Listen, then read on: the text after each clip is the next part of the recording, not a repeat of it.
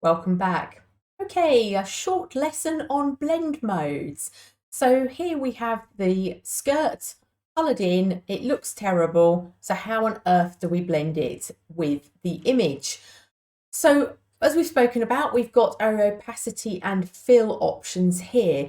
But before I do that, if I know I'm using blend modes, I tend to scroll through the blend modes first and then adjust the opacity and fill afterwards.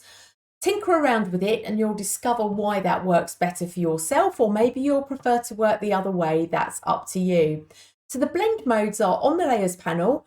On the drop down where it says normal, if you click the arrow next to it, you will see your blend modes, and you can just scroll down them and have a look and see what works.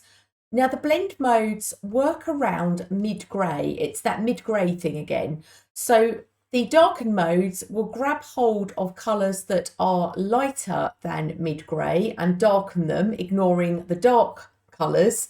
The lighten colours do the opposite.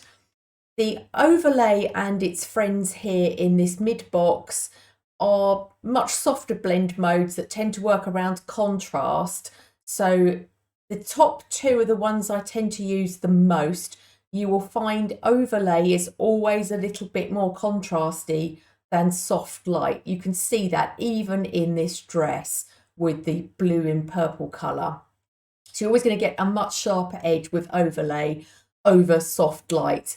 And then coming down, these modes at the bottom, I don't tend to use so much. If you scroll through them, you'll see why. But they can be quite a bit of fun if you are looking to create something really arty and you want a very special effect. So that's a whistle-stop tour of the blend modes. They tend to work differently on every image. There is no hard and fast rule. There is no prescription. What I do know is if I want to pull through, as I am now, pulling through that silver on the top of the dress here, and I wanted a really nice bright colour, I know Colour Dodge and Screen and Lighten are going to be my best options. Colour Dodge is always the one that's going to bring up a really nice, bright, glowy colour. So I'm going to select Colour Dodge. It's a bit too much. So I'm going to play around with my opacity and fill to get that looking just a little bit more natural.